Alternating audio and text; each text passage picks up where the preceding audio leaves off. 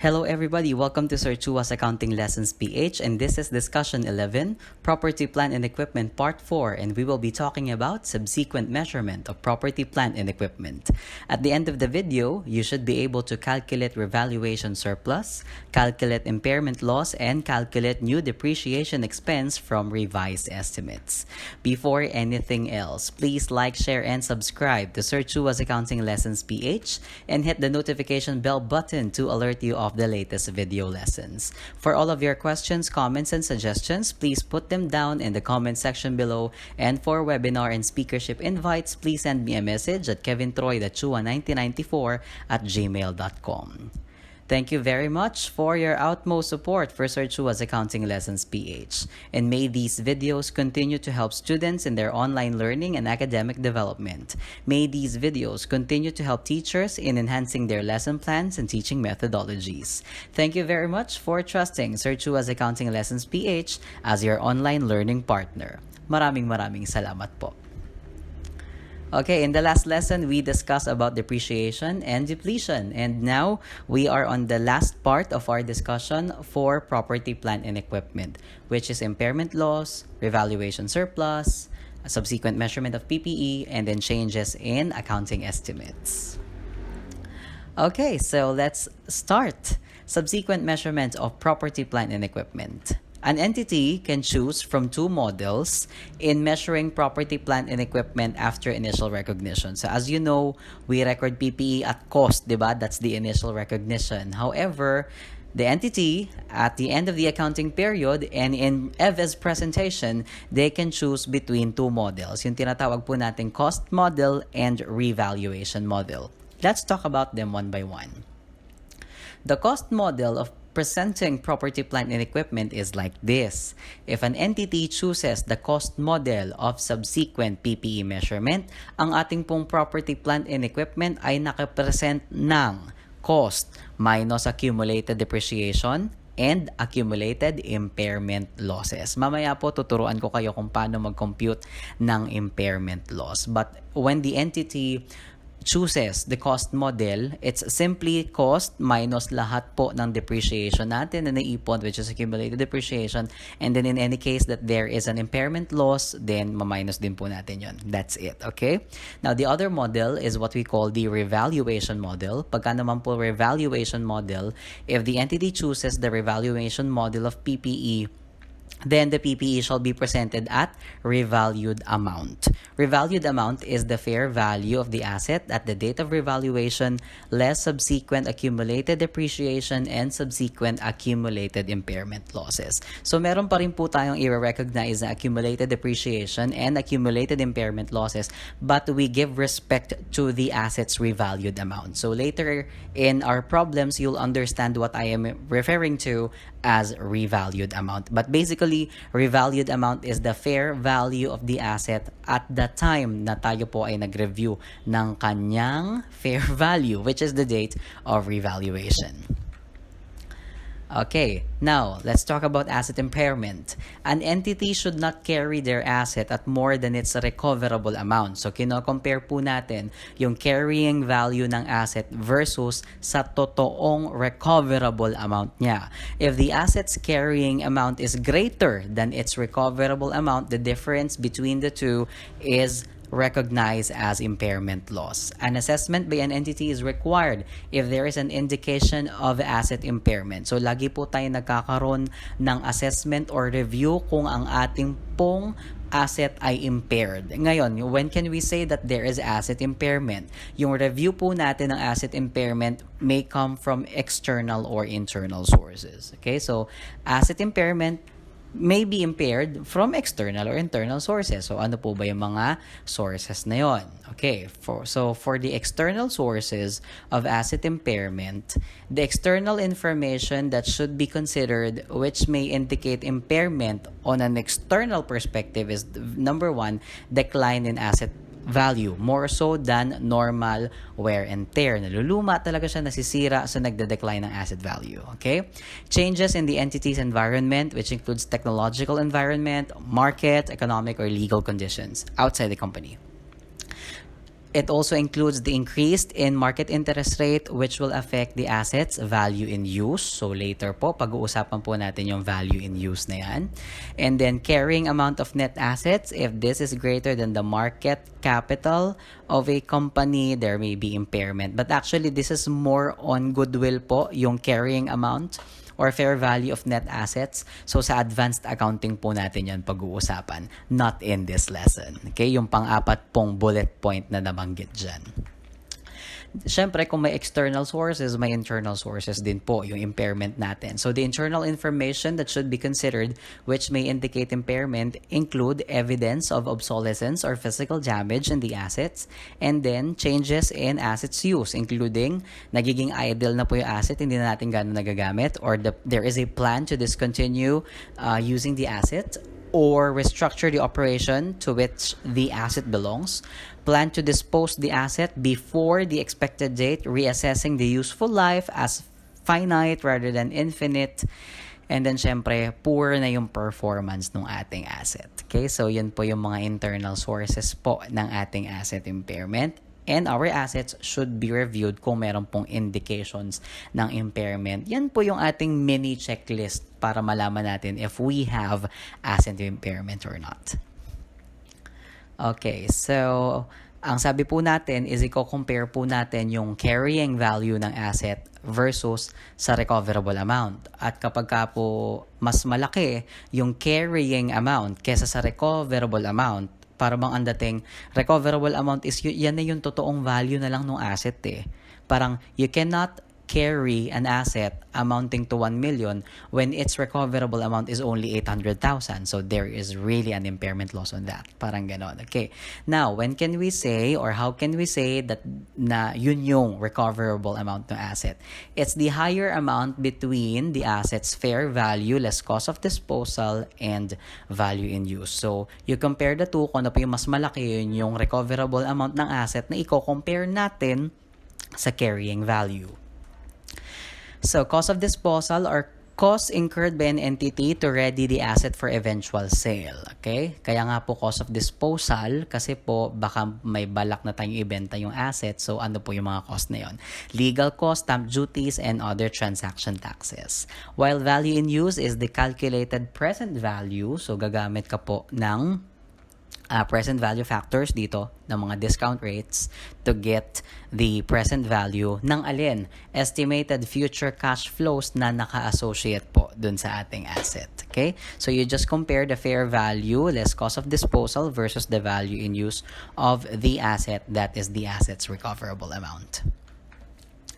Okay, and then we also have change in accounting estimate. So, ang nangyayari po kasi is, baka po nagkakaroon ng changes in the pattern nung ine-expect po nating future economic benefits dun sa asset. So, pwede pong mag-change ang entity nung useful life ng asset or yung mismong depreciation method. So, paano po pag nag-change yung useful life? Nung una, ang assessment nila 15 years yung asset. Pero upon usage, naku, parang 8 years lang siya. Parang ganon. So, nagbabago po yung depreciation natin at that certain point. O di po kaya, nung una, dine-depreciate nyo siya sa sum of the years digit method, naku, parang feeling nyo mas bagay sa kanya yung straight line method lang. Okay? So, any change in accounting estimate shall be applied by the entity prospectively. At pag sinabi po natin prospectively, current and future periods lang po ang affected. Yung mga prior periods po, hindi na natin i-recompute, hindi po natin i-restate. Pagka po naman retrospective, yun po yung kabaliktaran ng prospective. Pag sinabi naman pong retrospective, ang application po natin damay pati mga previous periods as if the accounting policy has always been applied. Okay? So, meron po kayong standard na mapag-aaralan. When can we say that the accounting policy should be, accounting policies are really applied retrospectively. Like for example, pag nag-change po tayo from FIFO to weighted average or weighted average to FIFO in inventory costing, yan po ay accounting policy na kailangan nyo pong i-present retrospectively. Okay? Pero pagka mga ganito lang pong accounting estimate, prospective lang po. ang damay dyan. Okay? Current and future periods lang po. Hindi po natin nire-restate or nire-recompute yung prior periods. O, yun na yung theory discussion ko. Let's proceed to problems. Problem number 1. Hope Company acquired equipment on January 1, 2020, 2 million, so that's the first year of the asset, 2020, with an estimated useful life of 10 years. At the end of 2023, so pang ilang taon na ng asset yon. Kung nagamit na siya ng 2020, 2021, 2022, sorry, and then the end of 2023, nakaka 4 years na po tayo dun sa asset. Okay? The appraised value is 1,560,000. So, yan na po yung kanyang revalued amount. Okay? 1,560,000. The company carries this asset in a class that is measured using the revaluation model. So let's calculate and prepare for the revaluation surplus for that year, 2023, and then any adjusting entries that we need for this asset and the new depreciation expense and the entry to transfer surplus to retained earnings the next year, 2024. Okay. Sige po, isa-isahin natin. The first step is to compute for the asset's carrying value. So, the asset cost po is 2 million. Kita naman po natin, 2 million.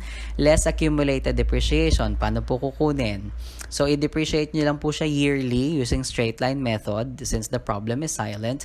So, 2 million divided by 10 years po yung ating annual depreciation, and then nagamit na po natin siya ng 4 na taon bago po tayo mag-revalue, which is 800,000.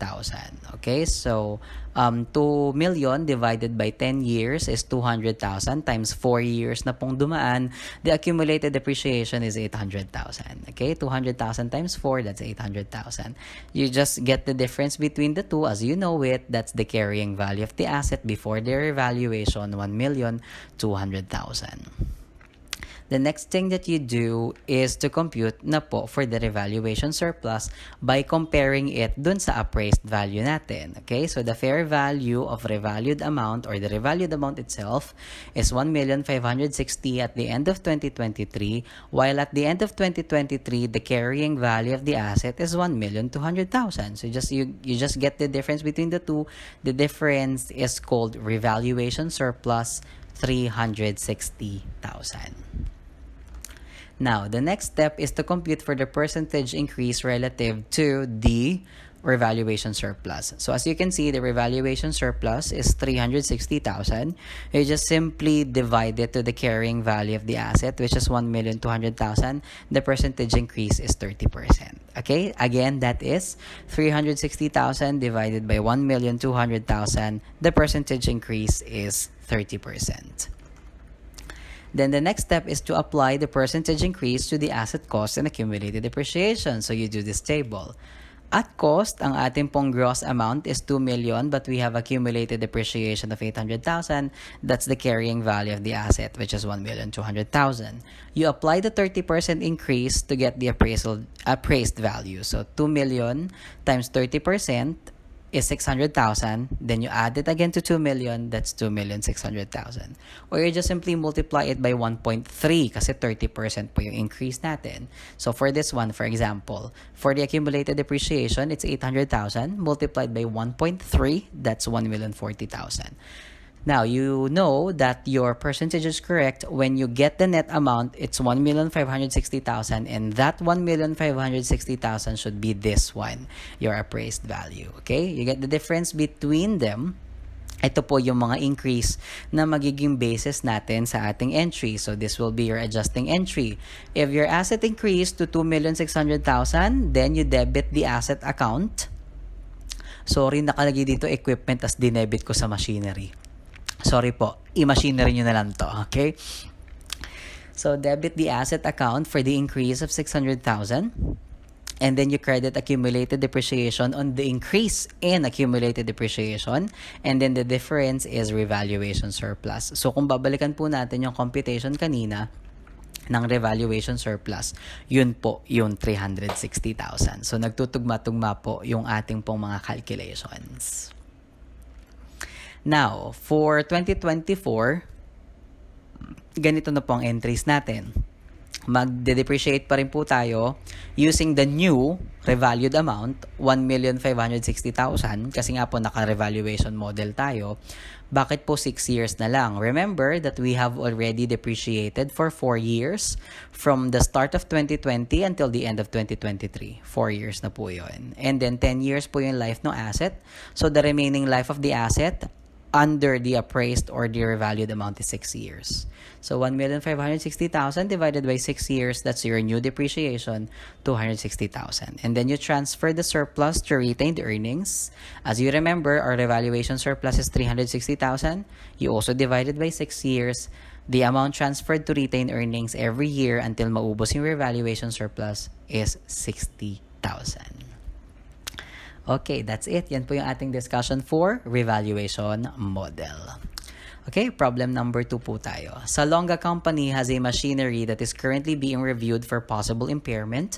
The asset cost is 1 million and accumulated depreciation is 300,000. Salonga determined that the machinery has a fair value less cost to sell amounting to 500,000 and the value in use is 450,000, in which the remaining useful life of the asset is 6 years. Compute for the asset's impairment loss. This is what we do lang po. You compute first for the carrying amount of the asset. So the asset cost is 1 million and then you deduct the accumulated depreciation of 300,000 and it will give you the asset carrying amount at that time of review of impairment, which is 700,000. And then ang sabi po natin is recoverable amount is the higher amount between the fair value less cost to sell and the value in use. As you can see, the higher amount with them is 500,000. We cannot carry an asset which is only recoverable up to 500,000 na ang cost niya 700,000. On the concept of conservatism, we need to be conservative. The asset should only be carried at 500,000. You cannot carry it at 700,000. So, you deduct 700,000 minus 500,000. Your impairment loss is 200,000. Sir, paano po pag mas malaki yung recoverable amount? Let's say 800,000 to. Pero yung cost po, 700,000. Again, ulitin natin. Paano pag ang cost po niya 700,000 and then yung recoverable amount niya 800,000? Meron po ba tayong impairment gain? Wala po tayong impairment gain. Concept of conservatism po uli. Even though you can, the recoverable amount is 800,000, since the carrying amount of the asset is only 700,000, you shall only carry the asset at its carrying amount, 700,000. No impairment gain. Wala po tayong ganon. Okay? That's it. For problem number 3 naman po is change in accounting estimate. Gab Company acquired equipment with a cost of 800,000 on January 1, year 1. The residual value is 50,000, ang life po 10 years. It is depreciated under the straight line method. At the end of year 4, so pagkatapos daw po ng year 4, so start ng year 5 po yun, it was determined that the residual value should be changed to 20,000 and the life is shortened to 8 years. Compute for the depreciation expense to be recorded at the end of year 4. I think this should be year 5. Okay, anyway, sige po, ganito po siya. Parang medyo may lapses ako dito sa given sa problem. I think this should be year 5 kasi 4 years na tayo nag-depreciate. So, sorry. Parang medyo mali nga yung problem. Okay, baka hindi ko na-edit. Sorry po. Okay, so kung year 1 po ito, start of year 5, so end of year 4, ang tanong po, sorry po, compute for the depreciation expense to be recorded at the end of year 5. Sige po, edit na natin. First time kong gagawin ito. Mag-e-edit ng live. Okay, sorry po. Year 5 po. Okay, how much is the depreciation at the end of year 5? I'm so sorry, my kids. Opo, sorry po. Okay, ulitin po natin. At the start po ito. Sorry po that I'm editing it live. At the start of year 5, how much is the depreciation at the end of year 5? I'm so sorry, my kids, but I hope you understand. Okay, so ito na po yung problem natin. 4 years na pong nag-depreciate and then at the start of year 5 daw po, nag-change yung residual value at saka po yung life nung asset. Okay, sige po. Pag ganyan po ang pangyayari, the first step is to obtain the latest carrying value before the change in estimate. Okay? So, the usual lang po, kung paano po kayo mag-compute ng carrying value, ganun lang. So, ganito po gagawin natin. Kung ang asset cost natin is 800,000, then you just get the accumulated depreciation. 800,000 minus the residual value of 50,000, which is your recoverable amount, divided by 10 years, kasi 10 years po yung life ng asset, so that's your annual depreciation, times ilang years na po ba tayo nagde-depreciate bago nag-change ng estimate. 4 years na, di ba? Okay, so 800,000 minus 50,000, that is 750,000 divided by 10 years is 75,000 times 4, 300,000. Okay? So 800,000 minus 300,000, the carrying value at December 31 year 4 before the change in estimate is 500,000. If you already have the carrying value of the asset before the change in estimate, you simply apply the change in accounting estimate prospectively, current and future periods lang po, okay? So, ang mangyayari, kung ito po yung carrying value natin bago nag-change ng accounting estimate, which is 500,000, less po tayo ng revised residual value na 20,000, ito na po yung bago nating depreciable amount. Remember po, sa nakuha yung 20,000 na bagong residual value, ayun po, sinabi sa problem, nagbago yung residual value, 20,000 na lang daw. Kaya yung bago mong depreciable amount, 480,000. Now, the life of the asset is shortened to 8 years, original. So, dati siyang galing sa 10 years, 8 years na lang daw po. Yun nga lang po, remember, nakapag-depreciate na po kasi tayo ng 4 years sa kanya. So, kung remaining life na lang pong pinag-uusapan natin, kung 8 years na lang yung revised life, at nakapag-depreciate na po tayo ng 4 years, ang remaining depreciation po natin is 4 years na lang po. Okay? Huwag nyo pong ide-diretsyon divide ng 8 years ha, mamamali po kayo. 8 years po yung revised life, pero ite-take into consideration nyo po yung number ng years na nakapag-depreciate na tayo in before, in the past. Okay? So 8 minus 4, 4 years. 480,000 divided by 4, that's 120,000. And that's your depreciation expense at the end of year 5. Prove po natin na tama yung pinaggagawa natin. So, upon purchase po ng asset, 800,000. 4 na taon po na ang number of years na ginagamit po natin to depreciate the asset is 10 years. So, at that time, ang depreciation po natin is 75,000. So, bago po nagkaroon ng change in accounting estimate, the carrying value of the asset is 500,000. Then, at the start of year 5, na you determined na 8 years na lang po siya at nagbago rin po yung residual value. Nung kinumpute po natin yung depreciation under the new terms, 120,000 na po yung depreciation expense. Let's assume at the end of the period is at the end of 8 years nung asset is hindi na nag-change yung depreciation. So 120, 120, 120, 120, and then the carrying value, makikita po natin na tira is 20,000. Ano po itong 20,000 na to? Ito pong ating residual value na 20,000. Sorry. 7 at saka 8. Ang dami nating lapses today. I'm so sorry, my kids, but I love you all. Okay. Anyway, so ito po ha. Na-prove po natin na tama yung pag-change natin ng accounting estimate because yung carrying value po natin at the end of the asset life, nauwi pa rin po siya dun sa ating revised residual value na 20,000. But assuming na hindi na po nagkaroon uli ng change in accounting estimate after nung change na ginawa natin nung year 5. Okay? So, malalaman nyo pong tama yung ginawa nyo kapag yung carrying value at the end of the life of the asset is yun pa rin pong revised na residual value. Okay, then that's our discussion for property, plant, and equipment, and our next lesson is intangible assets. Again, please like, share, and subscribe to Sir Chua's Accounting Lessons PH and hit the notification bell button to alert you of the latest video lessons. For all of your questions, comments, and suggestions, please put them down in the comment section below. And for webinar and speakership invites, please send me a message at kevintroy1994@gmail.com. This has been Sir Chua's Accounting Lessons PH College Edition, and we are still at Intermediate Accounting 1. To God be all the glory, honor, and praise. Thank you and have a great day. Sorry po sa mga lapses. Sarangeo.